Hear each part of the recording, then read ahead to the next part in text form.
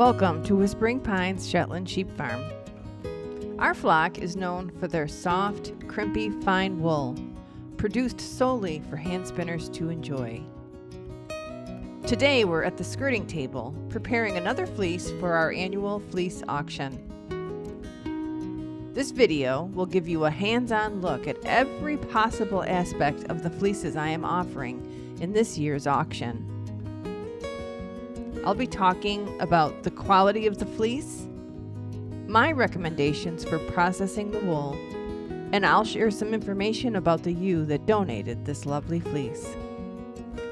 I hope you enjoy today's skirting video.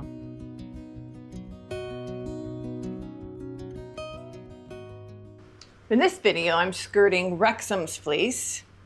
Wrexham is a 3-year-old gray Katmoget ewe. She was one of the lambs that arrived on the farm, was born on the farm, that was from our AI, artificial insemination work that we did. Artificial insemination, so that's where you don't use a physical ram. You take sperm and then you inject it into their uterus, and then they get pregnant that way. So I've got an enormous playlist. I think it's really interesting with a lot of information about how we did AI that year. We ended up getting 6 ewe lambs, and Wrexham is one of them. So she came out of one of our white ewes, Ophavia, who's no longer on the farm. She's moved on to a lovely farm. And her sire lives in the UK, and his name is, what's his name?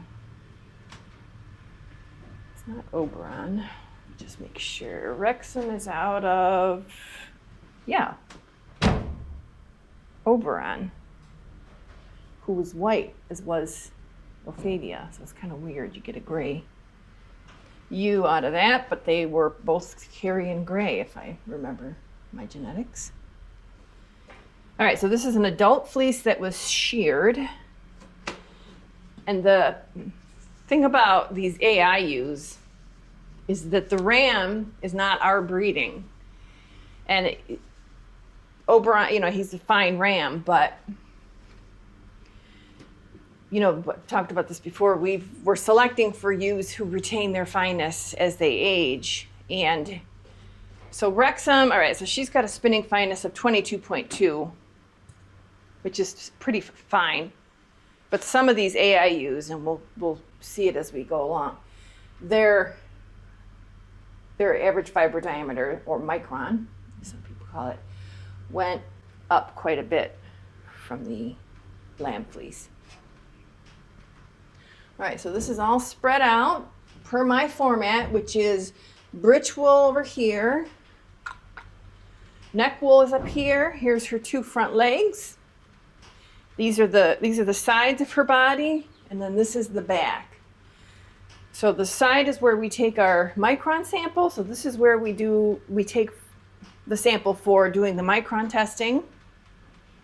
And when I skirt, I'm going to go around twice. The first time I'm going to be pulling off really short bits that are very, very dirty, and those are going to go into my soil amendment pool. All the wool goes in the same bag for that pool. That's going to go to a mill who's going to convert that into little pellets that can be used to amend your soil. We're not allowed to call it fertilizer, I guess. But I don't know, we'll see. Then I'm going to go back around again and do a second skirting, which is going to be the wool that's going to go into my gray comb top pool. So all of my gray skirtings and my gray ram, Sebastian, his fleece, will go into the gray pool for comb top. And then I have a couple of fleeces that I bought back from Katie, a farmer who has used from us. I'm gonna go through those and decide what to do. I think I might make a video of that. It might be interesting, because some of those I might keep and process myself and then put whatever I make with it in my Fiber Festival booth. So, all right, so here we go. I'm just getting the short stuff. I'm learning that, I used to put everything in the comb top, and I would sort of rely on the mill to make sure, you know, to clean everything. And like what I'm finding as I experiment with mills, which I'm in a position where I have to do that because the mill that I was using happily went out of business. But as I'm trying new mills, I'm realizing I probably should err on the safe side and just don't send them stuff that's really, really dirty and not rely on them, because what's happened, like with this last order I did, some bits got in the comb top. It didn't get filtered out. So there's a little bit of field in my comb top this year. So there's a pooled bag of wool. So I'm just this, you know, the new practice is that I'm going to be a little bit more particular about what goes into the comb top pools. I don't really know very much about Wrexham. There's one of them who has become a little curious about me, so that might be her, so I'll have to look. What I'm gonna do is in the morning, before I let them out onto pasture, is when I take the video that I'm showing you right now. And I was thinking about that because in my skirting video, I did a Fanny, who's an 11-year-old, very mature ewe. She looked like she's like emaciated, but it's just because they hadn't been out on the pasture yet. And the older ones just show that a lot more. So Wrexham has quite a bit of britch wool, I'm feeling. Here's what I call, this is a tag. So when you've got, like, just, it's more poop than wool, those are tags. You don't put that in your mill. I never did that. That would have always been something that just, in the past, I would just use it for mulch in my garden. And I used to think of it as maybe that it had like a time release element to it, because as it got wet, maybe some of the nutrition from the manure kind of seeped into the soil and stuff. So, okay, so now I'm going to skirt with vigor for the comb top. Do that now. Now, Katmoget, that's a pattern, because there's 5 patterns in Shetlands. Oops, somebody's coming in. There's Katmoget, there's Gullmoget, and those are 2 patterns that affect. Hiya there, Aida. What are you doing? Hi, Robin. That affects the appearance of the wool. Everybody's coming in. Hi, guys.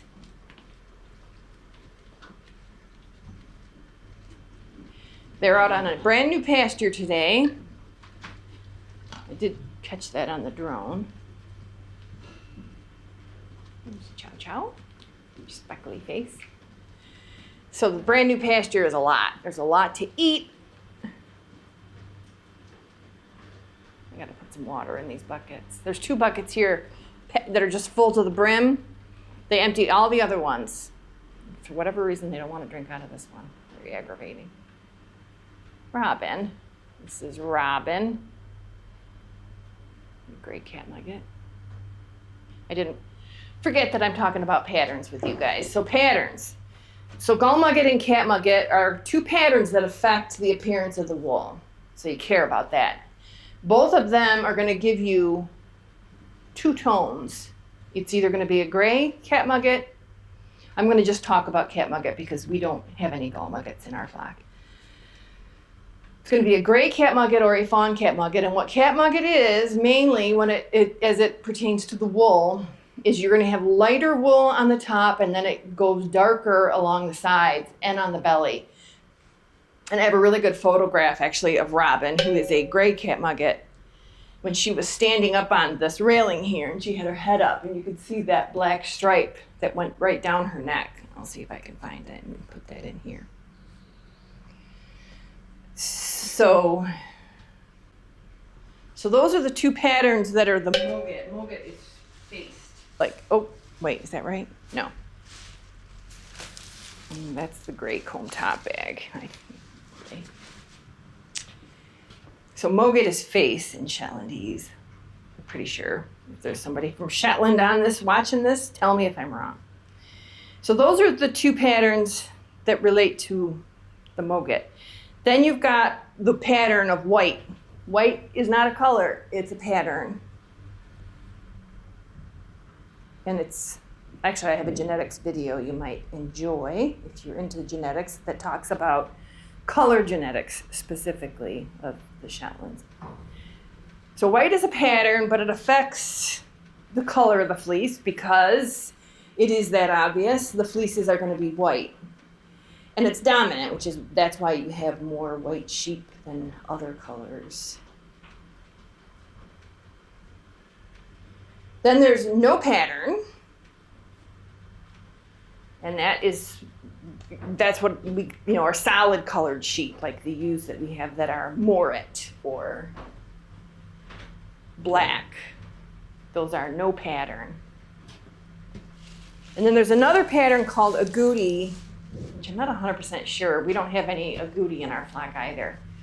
The way I always understood it was that it's white fibers mixed in with either black or brown, which generates gray and fawn. So the actual wool itself, if you look at each strand, is either going to be black or brown. And then she'll have some white sprinkled in there. And that, I believe, is what agouti looks like when you look at the actual wool.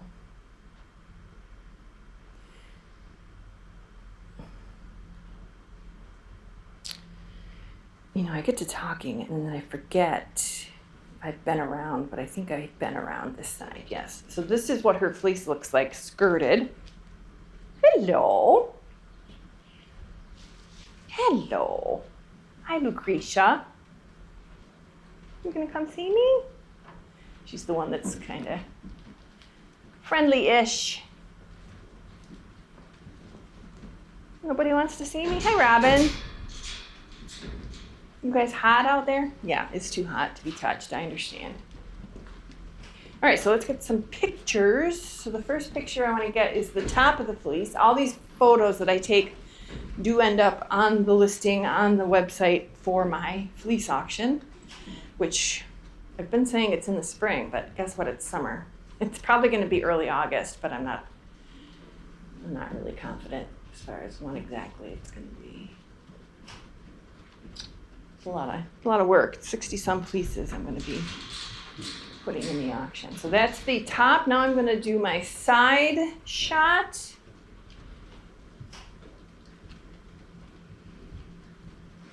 And the reason I like to do this shot is because this is where I took the micron sample, so you can, I don't even know if that's important to people, but I like to do it.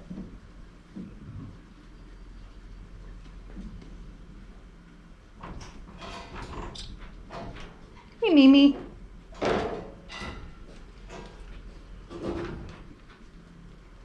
It's nice and soft, that's for sure. So now I'm going to take my sample from that same spot.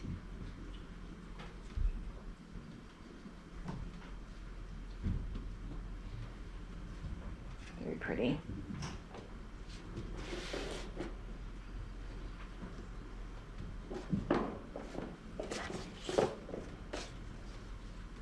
So this is gray. I'm going to put it on the white background. I think it's going to show up better. It's a 3-inch staple. Flies are just terrible, aren't they? You know what? Very aggravating. Let's put her card in here so we know who it is. What do you think?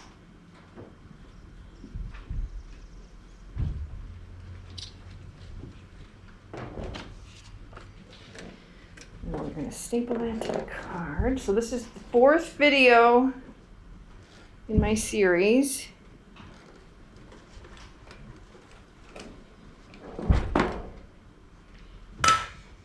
No, I do. Okay, 1444. She still does have her ear tag. Might be Chelsea that lost her ear tag. And you come see me? Wrexham has been kind of making overtures toward me trying to be my friend. So there's her beautiful staple. It's a lighter gray, actually, when I'm looking at it here.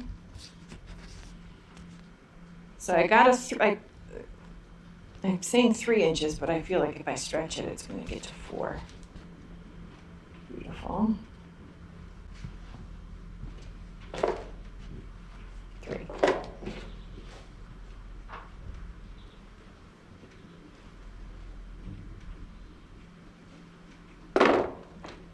Now let's flip it over and see how she's sheared. Good.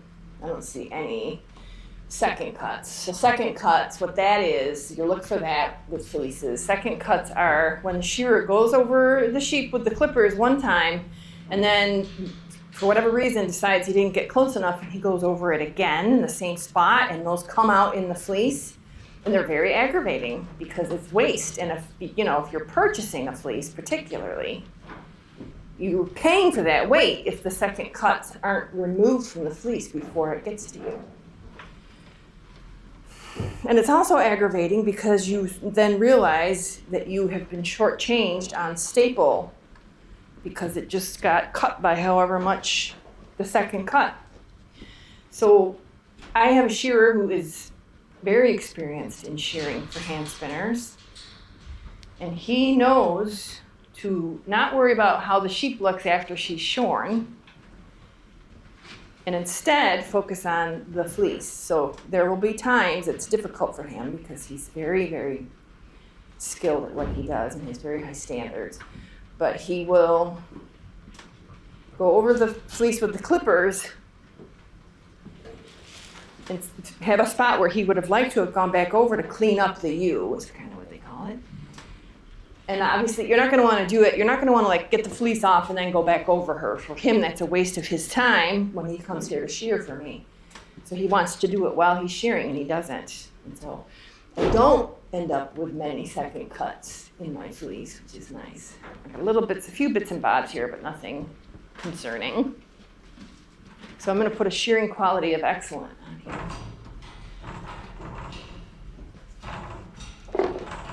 Excellent. 2 thumbs up. They put their heads down like that when the flies are bad. Pretty aggravating, aren't they? Aren't they? You want to say hello? Hello. Hello, baby. I know. All right, so this one is good. I'm going to take a picture of the back side, though, because you can really see the pretty color shading on this one. It's almost like she's a spotted ewe, but she's not. She's a Katmoget. Very pretty. Okay, we're going to roll this up. It's beautiful. I like this one a lot. This is a nice fleece, Miss Wrexham, wherever you are.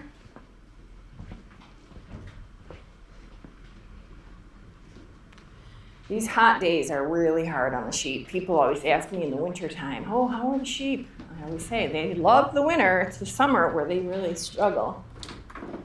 Just turning on my scale so I can give this fleece away.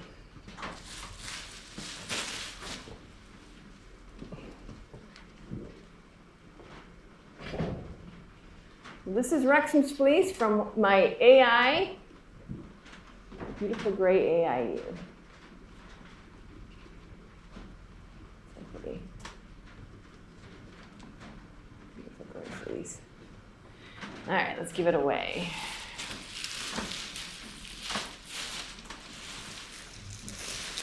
It's got a little bit of an accent, doesn't it? A little British accent, Missy.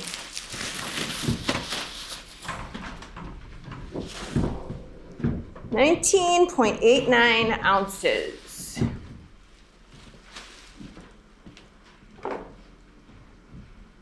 $19.89. Every bit counts. My fleece auction prices go fairly high, and so I do make sure we're getting good, great quality fleece because you're You're investing quite a bit of money, and then you're going to be investing time, so I want to make sure you get the value. All right, so that was Wrexham's fleece.